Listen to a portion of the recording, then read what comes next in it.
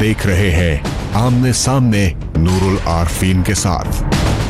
अस्सलाम वालेकुम नाज़रीन, मैं हूं नूरुल आरफीन सिद्दीकी और आप देख रहे हैं प्रोग्राम आमने सामने।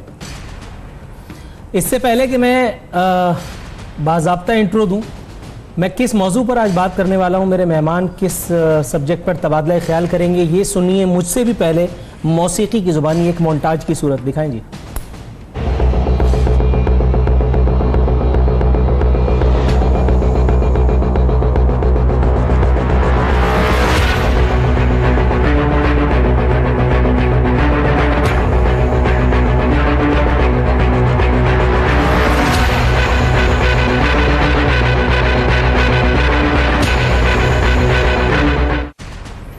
ये वो सेंसेशन थी जो इस वक्त बैकग्राउंड स्कोर में आपको सुनाई दे रही थी।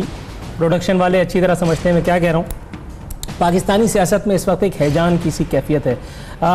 मियां नवाज शरीफ साहब फाइनली वजारत उज़्मा के बाद अपनी पार्टी सदारत से भी हाथ धो बैठे। सुप्रीम कोर्ट का एक फैसला इस हवाले से मंजर-ए-आम पे आया, जिसके बाद मुस्लिम लीग नवाज सेनेट इलेक्शन से भी आउट हो गई और अब कैंडिडेट जो हैं वो आज़ादाना कैपेसिटी में सेनेट इंतखाबात में हिस्सा लेते नजर आएंगे। ये वक्त पाकिस्तानी सियासत का एक ऐसा वक्त है कि जब हर आदमी एक दूसरे की शक्ल देख रहा है। अनसर्टिनिटी इस वक्त उरूज पे है। कुछ सियासी जमातें इस वक्त मिठाई बांटने में भी मसरूफ़ हैं।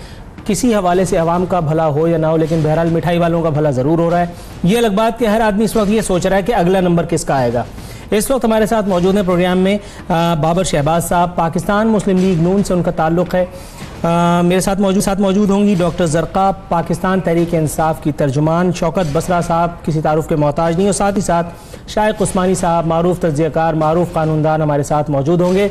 सर, रिवायत है कि मैंने इंट्रोडक्शन के बाद आप ही के पास आना है शहबाज बाबर साहब, और आपसे मैंने पूछना है कि सर, माइनस अल्ताफ़ के बाद वो काम हो गया जिसका कोई सोच भी नहीं सकता था, और अब माइनस नवाज की कैफियत है।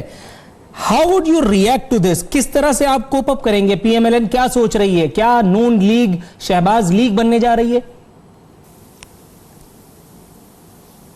मेरी बात ये कि अव्वल तो बिस्मिल्लाहिर्रहमानिर्रहीम, अव्वल तो भाई आपने बात की है ना माइनस अल्ताफ़ के बाद माइनस नवाज। अल्ताफ़ हुसैन साहब में और मियाँ मोहम्मद नवाज शरीफ में बहुत फ़र्क है। उन्होंने मुल्क के ख़िलाफ़ गद्दारी की है, उन्होंने मुल्क के ख़िलाफ़ बातें की हैं, उन्होंने इंडिया से पैसा लिया है, उन्होंने वो हरकतें की हैं जिसको कि कभी तसव्वुर नहीं कर सकता। हत्ता तक कि उनकी अपनी पार्टी के लोग, उनके अपने वोटर हैं, वो उस बातों से उनको यकीन नहीं हुआ जो बातें हुई हैं। मियाँ मोहम्मद नवाज शरीफ साहब को अगर आप कहते हैं पार्टी से अगर प्रेसिडेंटशिप से निकाल दिया या सदारत से निकाल दिया, मगर जो लोग रह रहे हैं, जिन लोगों में दिलों में रह रहा है, जो उनका वोटर है, जो उनका सपोर्टर है, वो आज भी उनके साथी है। बेशक शहबाज शरीफ सदारत बने, जो मर्जी बने, मरकाज सबका मियाँ मोहम्मद नवाज शरीफ में रहना है और वो ज़िंदगी भर रहेंगे और इंशाअल्लाह ताला हमेशा रहेंगे, कायद मियाँ मोहम्मद नवाज शरीफ रहेंगे। राइट सर, मेरे साथ मौजूद है जस्टिस रिटायर्ड शाइक उस्मानी साहब। सर, प्रोग्राम में खुशामदीद कहता हूँ। मियाँ नवाज शरीफ साहब के हवाले से हम बात कर रहे हैं। ये जो फैसला आया, सबसे पहले तो ये बताइएगा सर कि ये फैसला किस हद तक आपके लिए गैर मुतवक्को या मुतवक्को था? देखिए, मेरे नज़र में तो ये फैसला मुतवक्का भी था और गैर मुतवक्का भी था। मुतवक्का इस हद तक कि खैर जहाँ तक ये बात है कि जो शख्स के मेंबर नहीं बन सकता पार्लियामेंट का, क्या वो किसी पार्टी का हेड हो सकता है? ये थोड़ा सा कंट्रडिक्शन नजर आती है, तो इस लिहाज से तो ये मुतवक्का। लेकिन गैर मुतवक्का इस वजह से था क्योंकि आम तौर से जब जुडिशरी कोई फैसले करती है तो वो आइंदा के जो असरात हैं उसके उस पर भी नजर रखती है। तो इस वजह से कि अगर कोई ऐसी चीजें हो चुकी हैं जिसको कि वापस नहीं किया जा सकता या वापस करना मुफाद में नहीं होता मुल्क के, तो वो उसके लिए ऑर्डर्स पास कर देती है।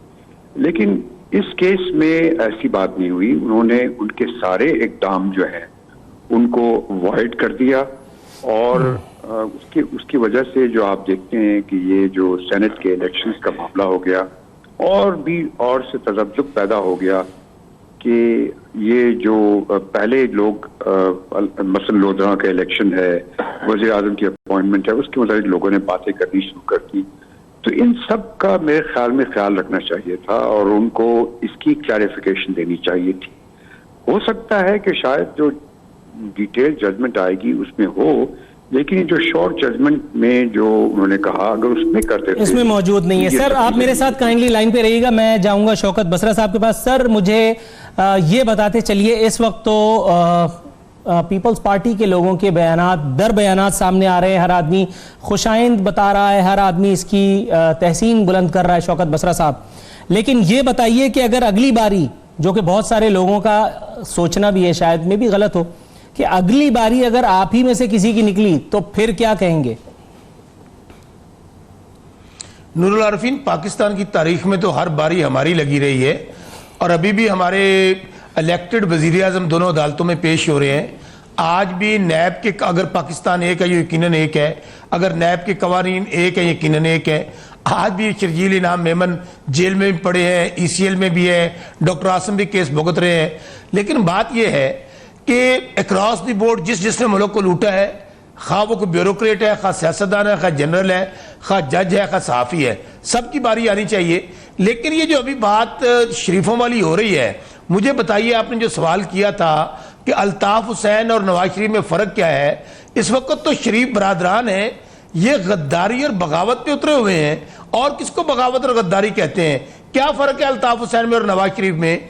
जब नवाज शरीफ वही जबान बोलेगा जब मोदी बोलेगा और अल्ताफ हुसैन बोलेगा, जब ये अपनी अदालतों को ललकारेंगे, जब फौज के खिलाफ साजिशें करेंगे। मुझे बताइए कि आज पंजाब में जो कुछ हुआ है, क्या सिंध में अफसरान नहीं पकड़े जा रहे? शौकत बसरा साहब, सर वक्त बहुत कलील है, मैं मैडम जरका को प्रोग्राम में शामिल करता चलूं, फिर आपकी तरफ आता हूं इंशाअल्लाह ताला वक्फे के बाद। मैडम आपको प्रोग्राम में खुशामदीद कहता हूं। ये मुझे बताइएगा, बनी गाला में इस वक्त बड़ी खुशियां मनाई जा रही हैं, माशाल्लाह आपके चेहरे से भी जो है वो मुस्कुराहट हट नहीं रही है। लेकिन ये बताइएगा मैम, ये लोधरा सरप्राइज के बाद ये इतना बड़ा जो झटका लगा है हुक्मरान जमात को, आपके ख्याल में अगला झटका अगर फिर किसी और के खिलाफ हुआ और वो भी गैर मुतवक्को, तो क्या करेंगी? देखिए जी, बात यह है कि हमारी जंग इंसाफ के लिए, पाकिस्तान की बरतरी के लिए, और ये जो आज जिस चीज़ की तरफ शौकत बसरा साहब ने निशानदेही की है, जो शरीफोक्रेसी, ब्यूरोक्रेसी को इन्होंने शरीफोक्रेसी बना दिया है, ये इनके हथकंडे हैं कि ये पाकिस्तान के सब इदारों को अपना ज़ाती मुलाजिम समझते हैं और उन इदारों के लोगों की इन्होंने तनख्वाहें लगाई हुई हैं, उनको इन्होंने गलत किस्म की मराआत दी हुई है, यानी कि नीचे के ग्रेड के आदमी को उठा के ऊपर के ग्रेड दे देते हैं। अब ये कहाँ का तरीका है कि आपने एक आदमी जेल में है और उसको आपने ग्रेड उसका ऊंचा कर दिया है क्योंकि आपको डर है कि वो कहीं वादा माफ गवाना बन जाए। तो ये इनकी वो हालत है कि मुंह में लड्डू डाल देते हैं ताकि कोई मुंह से बोल ना सके। लेकिन अब इनकी आखिरी वक्त आ चुका है और अब इनका जनाजा जो निकल रहा है इसका कोई खत्म नहीं होना। मैडम आखिरी वक्त के साथ साथ यहाँ एक और वक्त आ चुका है, वो है वक्फे का। वक्फे के बाद जब आएंगे तो अपने मौजू पर आप तमाम आपका व्यू पॉइंट जानूंगा। नाज़रीन, यहाँ लेना है हमें एक मुख्तसर सा कमर्शियल ब्रेक।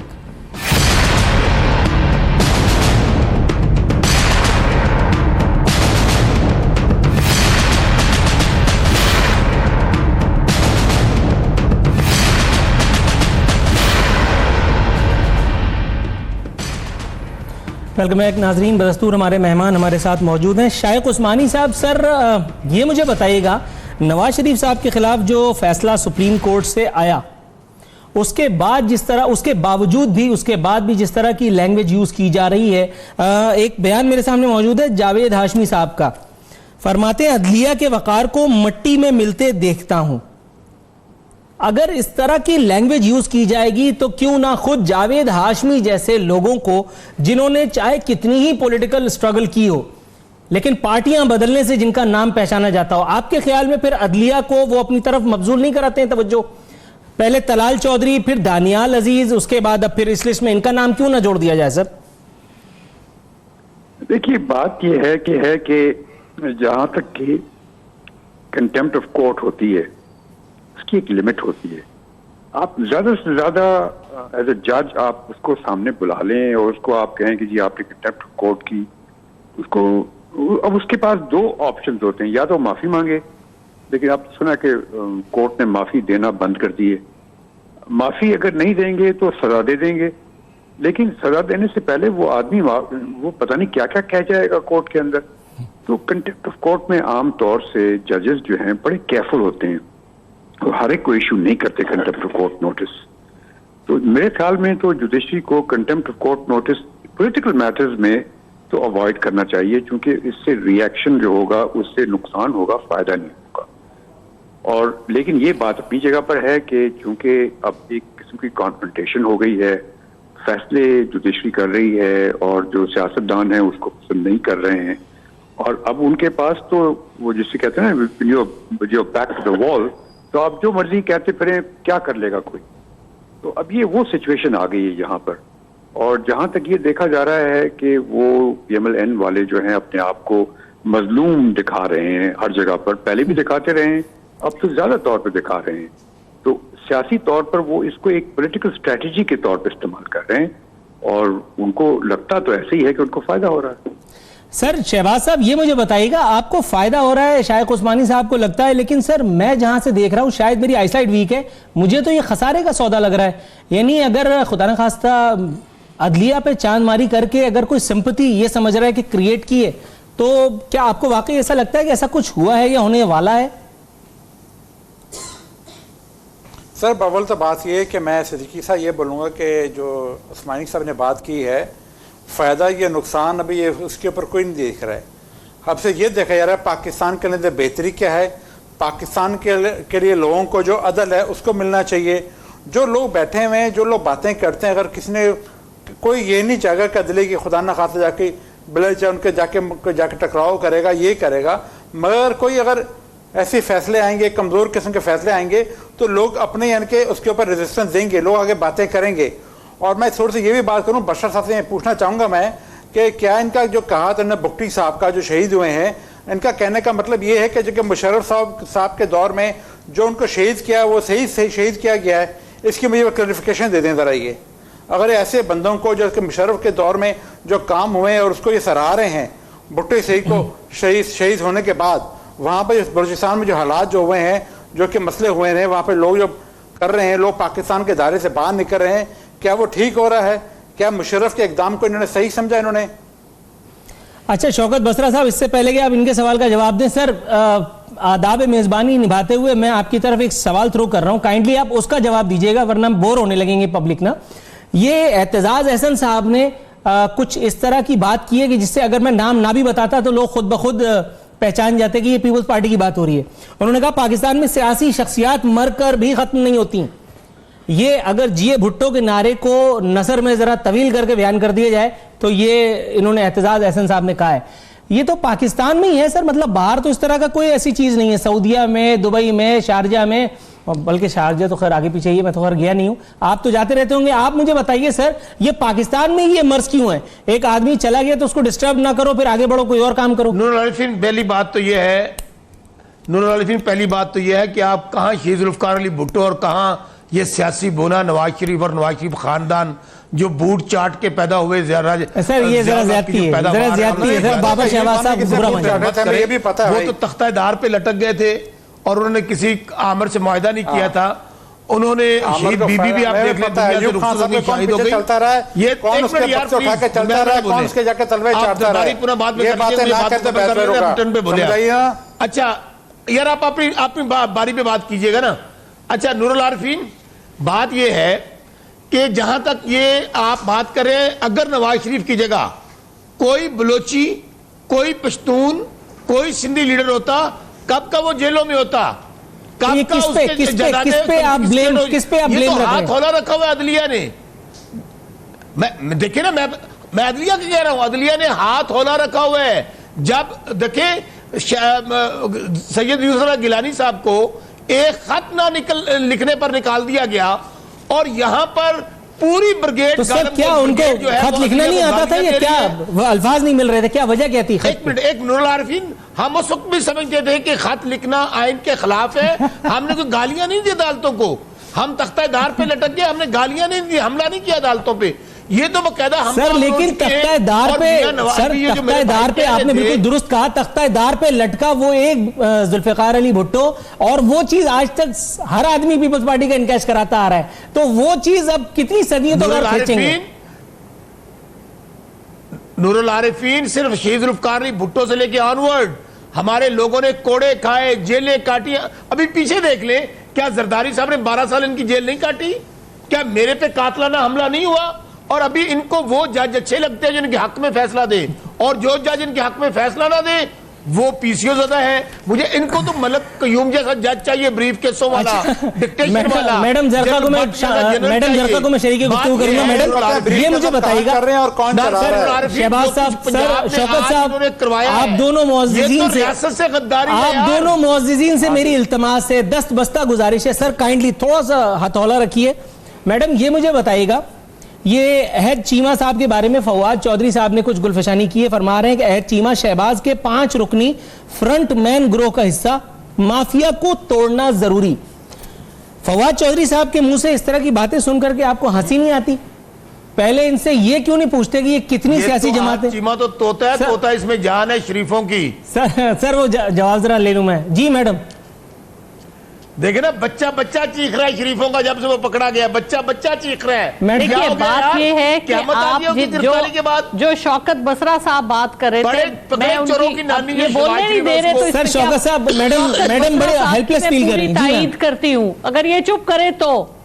जी आप तायीद कीजिए। शौकत बसरा साहब की पूरी तायीद करती हूँ, क्योंकि इस मुल्क में इस वक्त 2 निज़ाम चल रहे हैं। एक निज़ाम वो है जो शर्जील मेमन और डॉक्टर आसिम के लिए, और एक निज़ाम वो है जो नवाज शरीफ के लिए। क्यों नवाज शरीफ साहब का नाम अभी तक ECL पे नहीं डला? आप मुझे ये बताइए। इस कदर नरम, यानी कोई सजा अभी तक नहीं उनको दी गई, जिस कदर उन्होंने कंटेम्प्ट ऑफ कोर्ट किया है। और अब आज जो शहबाज शरीफ साहब ने एक आदमी को जेल दी गई है और उसको उन्होंने उसका ओहदा बढ़ा दिया है, तो ये बातें जो है ये इन्होंने अपनी जो हुकूमत बनाई हुई है, जिसकी बड़ी कमजोर अब टांगे रह गई हैं, और सिर्फ वो हर पार्टी से आए हुए तलाल चौधरी और दानियाल अजीज और ये लोग जो मैडम, लेकिन ये फवाद चौधरी साहब भी तो आपके आंगन में नहीं पैदा हुए थे ना? ये भी तो मुशर्रफ से फैजियाब हुए, उसके बाद फिर कहीं और जाके मुंह मारा, उसके बाद फिर आपके पास आए। फवाद चौधरी ने तो, जी देखिए बात सुने, फवाद चौधरी जो काम कर रहे हैं बहुत अच्छा काम कर रहे हैं। जितने लोग आ रहे हैं हम किसी को बाहर तो नहीं निकाल सकते ना। देखिए वो पीटीआई काम कर रहे हैं। अच्छा मैम, फ्यूचर नजर नहीं आ रहा। सर पता है वो क्या लोग परेशान है, कहा जाए कल ये बाबर साहब भी ना आ जाए। चले नाज़रीन, यहाँ वक्त प्रोग्राम में एक मुख्तसर सी कमर्शियल ब्रेक का ब्रेक से अपनी गुफ्तगू को यहीं से कंटिन्यू करेंगे।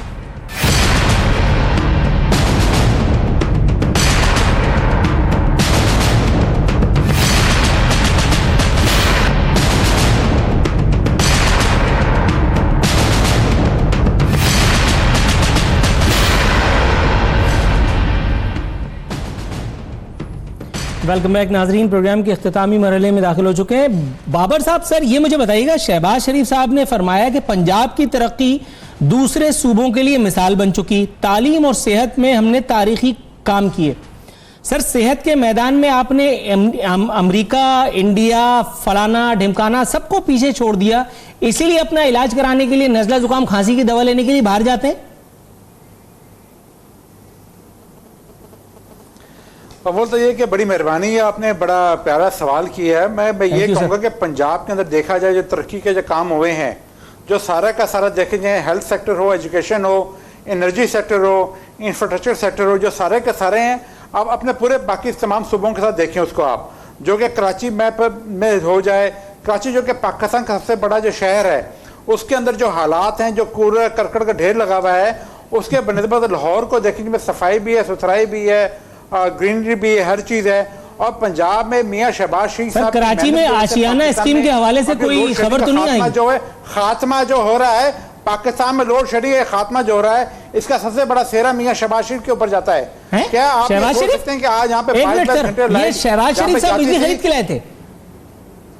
ये तो नवाज शरीफ साहब का कल के प्रोग्राम में, कल एक रिकॉर्डेड इंटरव्यू मैंने किया था आबिद शेर अली साहब से, तो वो कह रहे थे मियां नवाज शरीफ लगे हैं, विद इन टाइम लगे हैं। आप ये देखें टाइम के अंदर लगे हैं, खरीद के कोई लाया था, पहले किसी को मना किया था लाके प्रोजेक्ट लगाने के लिए, पहले सब जाते अपनी बातें कर रहे थे, आके प्रोजेक्ट लगे, प्रोजेक्ट प्रोड्यूस कर रहे हैं और मुल्क को कौम के अंदर बिजली आ गई है।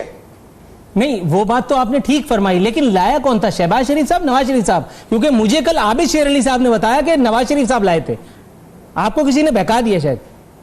भाई नवाज शरीफ साहब है वो, भाई नवाज शरीफ साहब है, उनके वो पॉलिसी मेकर है, वो देते हैं इम्प्लीमेंटेशन जो भी है शहबाज शरीफ साहब ने की है। पंजाब में जितने भी कोल पावर प्लांट लगा हो या ऑयल गैस पे लगे हो या ऑयल पे लगे हो, जो भी उनकी इम्प्लीमेंटेशन के अंदर शहबाज शरीफ साहब का बहुत बड़ा हाथ है। Right sir. अच्छा, एक और हाथ अब मेरा देखिए अगले सवाल में क्या है। बसरा साहब आप बड़ा एंजॉय कर रहे हैं सर, अब एक एंजॉय कीजिएगा इस सवाल को। ये निसार खोड़ो साहब फरमाते हैं सुप्रीम कोर्ट का नवाज शरीफ को नाअहल करार देने का फैसला अधूरा। सर बच्चे की जान लेंगे, मतलब क्या देश निकाला देना है? हो गया ना अब? क्या चाह क्या रहे हैं आप लोग, निकाल करके बाहर लिख दिया जाए? ये बात नूरुल आरफीन मैंने कही थी, आप उस बात पे आ गए। अधूरा इसलिए आप सिविल जज की अदालत में भी अगर जाली डॉक्यूमेंट देते हैं ना तो वहां पे आपके खिलाफ फ्रॉड और परजरी का पर्चा दर्ज होता है। सुप्रीम कोर्ट के अंदर जाली डॉक्यूमेंट्स पेश किए गए और होल्ड कर लिया, वहां पे कोई सजा नहीं हुई। अच्छा, फिर आप मॉनिटरिंग जज मौजूद हैं, क्यों इनका नाम ईसीएल पे नहीं डाला जा रहा? क्यों नहीं इनके अकाउंट्स फ्रीज हो रहे? अच्छा, अब दूसरी बात, अभी मुझे हंसी आ रही थी अपने भाई शहबाज पे। जिस शख्स की अपनी सेहत ठीक नहीं है वो सूबे की सेहत क्या ठीक करेगा? आज अंदाजा करें, एक ब्यूरोक्रेट पकड़ा गया है आहद चीमा और उसको जेल में पड़ा और उसको तरक्की दे दी है। गुड गवर्नेंस के मुंह पे कितना बड़ा जोरदार तमाचा है। बिल्कुल दुरुस्त कह रहे हैं आप सर, मैं आपकी इस बात की तायद करूंगा। रिजवान ख्वाजा का नाम याद है सर? मैट्रिक पास आदमी था, ओजीडीसीएल का एमडी लगाया था पीपल्स पार्टी ने, वो दुरुस्त था, ये गलत है? सुनिए, अच्छा पहली बात अगर लगाया था तो उसका रिकॉर्ड जरूर रखिएगा सामने। पहले मैं तो बात कर लेने दे। डीएमजी नून ग्रुप जो है इस वक्त चीखों पुकार में मसरूफ है। आप एक उसको तोते को पकड़ा है, फवाद ने भी पकड़े जाने। जितनी लूट मार है इनका तरीका वारदात ये है। अच्छा, मुझे तक समझ नहीं आई भाई, रियासत के अंदर रियासत कायम कर दी आज अफसरान ने, क्यों नहीं उनके खिलाफ मुकदमा दर्ज हुए? शहबाज शरीफ और राना सनाउल्लाह खुद उनको उकसा रहे हैं बगावत पे। उसकी वजह क्योंकि उनको पता है कि अब ये जब तोते पकड़े जाएंगे, जितनी गुड गवर्नेंस के नाम पे लूट मार की है, ये अभी कोल प्रोजेक्ट की बात कर रहे थे, साई वाले प्रोजेक्ट की बात कर रहे थे, ये आहद चीमा इतना ब्लू आइड बॉय था कि हर प्रोजेक्ट के अंदर ये ऑफिसर था। आशियाना हाउसिंग स्कीम, जिसको हम अफसाना हाउसिंग स्कीम कहते हैं, जिसमें ख्वाजा साद रफीक और साहब ने लूटा, उसमें ये था। सस्ते तंदूरों में ये था, आपके कोल प्रोजेक्ट में ये था, एलडीए जिसका रिकॉर्ड जला दिया गया ये था। तो अब चीखे क्यों मार रहे हैं अगर गुड गवर्नेंस है तो? ठीक है। अच्छा, मैडम जरका के पास मुझे जाने दीजिए सर, आप लोगों की इजाजत से। मैडम ये मुझे बताइएगा, एक अखबारी तराशा मेरे पास मौजूद है। शौकत साहब सर, नासिर अब्बास जो सर बहुत ही एहतराम के साथ आपसे दरखास्त करूंगा, मैडम जरका ये मुझे बताइएगा, मैं आपको दिखाऊंगा। जी सर बिल्कुल। अच्छा मैडम ये मुझे बताइएगा, एक छोटी सी खबर की इख्तितामी सुतूर कुछ मैं आपकी खिदमत में पेश कर रहा हूं। बहुत अच्छा काम कर रहे हैं। अच्छा सर, एक सेकंड जरा तवक्कुफ फरमाइएगा। मैडम ये जरा सुनिएगा, इमरान खान ने गुज़िश्ता रोज सीनियर कानूनदान डॉक्टर बाबर अवान से टेलीफोन पर बात करते हुए सुप्रीम कोर्ट में इंतखाबी इस्लाहात केस जीतने पर उन्हें मुबारकबाद दी। यहां तक तो बड़ी संजीदगी से ये खबर पढ़ ली जाती है। अब इसका सबसे पुरलुत्फ हिस्सा, इमरान खान ने सुप्रीम कोर्ट फैसले के सियासी असरात पर बाबर अवान से रहनुमाई मांगी। To the best of my knowledge and belief, Imran Khan leader है, वो मुशावरत तो मांग सकते हैं, ये रहनुमाई मांग रहे हैं, मतलब वो कैसा लीडर है कि जो नीचे वालों से रहनुमाई मांग रहा है। और दूसरी बात, बाबर अवान और इमरान खान साहब की तू तकार की वीडियोस आज भी यूट्यूब पे मौजूद हैं, दोनों एक दूसरों पर लान तान करते नजर आते थे। तो ये सियासत में हर नाजायज जब जरूरत पड़ती है जायज कैसे हो जाता है, जरा ये मुझे बताइएगा। देखिए जी, जो आपने पहली बात की वो तो इस बात की दलील है कि जिसने वो खबर लिखी उसको फर्क नहीं पता कि लीडर को किस तरह लिखा जाता है, लीडर की बात और माहिर कानून की उनका आपस में गुफ्तो शनीद को किस तरह से लिखा जाएगा। तो ये तो सहाफत पे बात आ गई। और जो दूसरी बात है वो ये है कि इस मुल्क में खान साहब बारहा कह चुके हैं कि मैं फरिश्ते कहां से लाऊं। जो आपने इस मुल्क में कल्चर बना रखा है, जिस किस्म तो आप सारे लोटे खरीद वही लोग हैं ना। अब बाबर अवान साहब मेरी गुजारिश सुने, आप देखिए बात सुने। अब आप कह रहे हैं, एक तरफ आप कह रहे हैं कि डिसक्वालिफिकेशन फॉर लाइफ ना हो, एक दफा लोग सुधर जाएं तो उनको आप सुधरने का मौका दे दें, आप उनको वापस क्वालिफाई कर दें। एक तरफ आप वो करें, दूसरी तरफ आप लोगों पे उंगलियां उठा रहे। तो बात ये है कि आपकी बात से भी मैं मुत्तफिक हूं, लेकिन आप लोगों को मौका दें। अगर कोई बेहतर अपना काम कर सकता है, अगर किसी को पीपल्स पार्टी में कोई जगह नहीं मिल रही। अब आप देखिए कि जिस तरह से नजूल हुआ है पीपल्स पार्टी का, खासतौर पर पंजाब में, तो अब जो पीपल्स पार्टी के लोग थे वो कहां जाएं? जो कोई सीट लेना चाहते हैं उनकी भी एक सियासी मजबूरी है। तो ये तो इस किस्म के बात चलती रहती, लेकिन सबसे इंपॉर्टेंट ये है कि पाकिस्तान के जो मसाइल है, पाकिस्तान को पहले रखा जाए, पाकिस्तानी इश्यूज को देखिए ये जो जाति, जो अभी जो शरीफोक्रेसी ने जो पंजाब में जो एक पाखंड बना लिया है, ये क्या मजाक है। और ये शहबाज शरीफ साहब सुने अब ये बन रहे हैं प्रेसिडेंट मुस्लिम लीग नून के, तो आप मुझे ये बताइए अभी हुदैबिया खुलेगा, उसके बाद अल तौफीक केस के सारे मामले सामने आएंगे, तो ये तो सारे के सारे इन्होंने सिर्फ फ्रंटमैन भी अपने चोर रखे हुए हैं और सब लोगों को इन्होंने अपने साथ मुलविस किया हुआ है। आधे इनके फ्रंटमैन है, आधे इनके शरीक है गलत कामों में। अच्छा शहबाज बाबर साहब ये मुझे बताइएगा सर, मैडम अच्छा शहबाज बाबर साहब सर ये मुझे बताइएगा, आप मुस्कुरा रहे हैं, ये मुझे बताइएगा सर कि ये शहबाज शरीफ साहब सपोज के नए प्रेसिडेंट बन जाते हैं, नूरुल एक सवाल मैंने भी पूछना है यार। नहीं सर आप जवाब देने तक महदूद रहिए वरना मेरी नौकरी पे खतरात के साए मंडलाने लगेंगे। पीसीएस अफसरान को हथकड़ियां लगा देते थे बेचारे जेलों में। आज ये डीएमडी नून ग्रुप जो है जिससे सागर हड़तालें करा रहे हैं उनके खिलाफ कार्रवाई क्यों नहीं कर रहे? अच्छा ठीक है, एक सवाल ये हो गया सर, ये प्रोग्राम खत्म होने के बाद इस सवाल का जवाब दे दीजिएगा, लेकिन प्रोग्राम के अंदर आपको जिस सवाल का जवाब देना है शहबाज साहब ये मुझे बताइएगा बॉस कि ये जो अभी बात कर रहे हैं शहबाज लीग होने की, अगर ये शहबाज लीग हो भी जाती है तो क्या आपके ख्याल में जो सीनियर तरीन लीडरशिप है, जिनमें जाहिर है कि बहुत सारे नाम हैं, मैं क्या एक का किसी का नाम लूं, आपके ख्याल में कोई और मुमकिन रिवॉल्ट विद इन पार्टी दोबारा उठ खड़ा नहीं होगा? मेरे ख्याल से ये सब लोगों के खदशात हैं। जो पहले भी सबने कोशिश की है, जब मियाँ साहब का जब लास्ट टाइम हुआ था सबने कोशिश भी की है, और काफ़ी यानी कि हमारे जो भाई हैं जो कि उन्होंने भी दाएं बाएं तरीके से कोई फोर्सेस ने कोशिश भी की मुल्क हमारी पार्टी के अंदर को तोड़ने की, उसने दरार डालने की। सर किसने कोशिश की? नाकाम रहे हैं और आगे मिशन में नाकाम रह गए। ये अभी आपने क्या कहा फोर्सेस ने कोशिश की, मतलब नहीं यहाँ पर आके भाई कुछ लोगों ने, अभी आपने फोर्सेस कहा था सर यार हमजा शहबाज और मरियम की हमने लड़ाई करवाई है। फोर्सेस ने तो कुछ शहबाज भाई देख ले आके काम किया जाए, खराब किया जाए, बदनाम किया जाए, ये अफरा तफरी की सियासत की जाए, मगर उसमें सारे कदम नाकाम हुए हैं। मुस्लिम लीग नून जो है मियाँ साहब की क़यादत के अंदर मुत्तहिद है और मुत्तहिद रहेगी। मार्च के महीने का इंतजार करें, जो करें फिर देखिए कौन आपके साथ रहता है, मानेगा, ये हुकूमत को जाने दे, आराम से काम करेगा, जैसे कोई बात नहीं है। ये शौकत बसरा साहब सर ये मुझे बताइए, चले मैं एक सवाल आपसे करता हूँ, शौकत बसरा साहब सर ये मुझे बताइए, अगली बारी एक जरदारी सब पे भारी, फिर क्या होगा? फिर चेहरे की मुस्कुराहट कहां जाएगी? एक मुमकिन बात कर रहा हूं या गैर मुमकिन? देखें अगली बारी आज मैं आपको कह रहा हूं ये शरीफों का तो मार्च में डबल मार्च होगा, शहबाज बाबर को भी इस बात का पता है, और ये 9-10 वो जो प्यारे हैं इनके साथ रह जाएंगे, ख्वाजगान जो दरबारी है हवारी है, और बाकी सब छोड़ जाएंगे। ये माजी में होता रहा है, रातों रात लोग मंजूर भट्टो साहब के साथ होते हैं, गुलाम अहमद रवाई साहब के साथ होते हैं, इख्तिदार को एक मिनट के भी छोड़ने के लिए तैयार नहीं है। और इंशाल्लाह हम तमाम जमातों के साथ मिलकर कोलिशन गवर्नमेंट बनेगी, 2 जमातें मिलकर बनाएंगी और बहुत सारे। अच्छा अगर आपकी गवर्नमेंट आई, अगर आप और नून लीग मिलकर के आए हुकूमत में, तो यही नून लीग सही हो जाएगी? ये नहीं, नून लीग देखें, नून लीग के साथ तो इस वक्त मैं समझता हूं ये वाहिद जमात है जिससे पाकिस्तान की सलामती और जमहूरियत को खतरा है। नहीं जो ग्रेटर पंजाब बनाना चाहते हैं, जो हमारी फौज के हमारे मौजूद मेहमान हैं जिनकी आरा से मुत्तफिक होना बहरहाल हमारे लिए जरूरी नहीं है। इसी के साथ हमारे प्रोग्राम का वक्त खत्म होता है। नूरुल आरफीन सिद्दीकी और आमने सामने की टीम को इजाजत दीजिए। फी अमानिल्लाह।